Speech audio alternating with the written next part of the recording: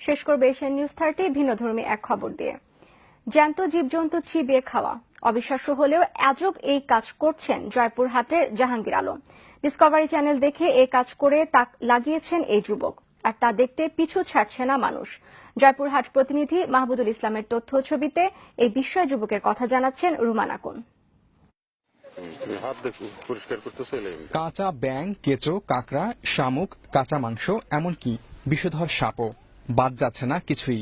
জ্যান্ত সব জীবজন্তু চিবিয়ে খাচ্ছেন জাহাঙ্গীর আলম। জাহাঙ্গীর এখন যেখানেই যাচ্ছেন সেখানেই মানুষের ভিড়। জয়পুরহাট সরকারি কলেজের তৃতীয় বর্ষের এই শিক্ষার্থীর আজব এই কাজ দেখতে ছুটে আসেন শিশু, কিশোর, যুবক, বৃদ্ধ সহ নানা শ্রেণী পেশার মানুষ। কাঁচা মাংস, কাঁচা কেঁচো, কাঁচা সাপ, এগুলো আমরা কখনোই খাওয়া দেখিনি। সেটি আমাদের জয়পুরহাটের ছেলে জাহাঙ্গীর ভাই আমাদেরকে এটি করে দেখাচ্ছেন। ডিসকভারি টেলিভিশনের ম্যান ভার্সেস ওয়াইল্ড অনুষ্ঠান দেখে এই অভ্যাস করেছেন জয়পুরহাট শহরের আরাফাত নগরের এই যুবক। ইউনাইটেড আমেরিকার মানুষরা যদি এটা পারে, তো আমি বাংলাদেশের মানুষের কেন পারবো না? বাংলাদেশ কেন পিছিয়ে থাকবে? আমাকে যদি আর্মিতে স্পেশাল ট্রেনিং এর ব্যবস্থা করা হয়, বিশেষ করে প্যারা কমান্ডো, উঁচু বিমান থেকে নিচে লাফ দেওয়া, এই ট্রেনিংটা দেওয়া হয়, আমি ইনশাল্লাহ বিয়ার গ্রিলসের মধ্যেই পারবো। শুধু তাই নয়, দুর্গম এলাকায় প্রতিকূল পরিবেশে নিজেকে প্রস্তুত করতে উঁচু স্থান থেকে লাফিয়েও পড়েন জাহাঙ্গীর।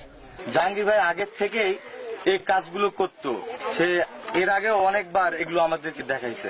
বিল্ডিং থেকে, ব্রিজ থেকে ঝাঁপ দিয়ে লাফিয়ে মোবাইল টাওয়ার উঠতে পারে এবং নামতে পারে। আসলে এটা দুঃসাহসিক কাজ। এই কাজে প্রচারণা চান জাহাঙ্গীর। আরো দক্ষ হতে প্রশিক্ষণের সুযোগ দিলে জাহাঙ্গীর একদিন দেশের সুনাম বয়ে আনবে বলে আশা জয়পুরহাটবাসীর। Ruman Akun, Asian television.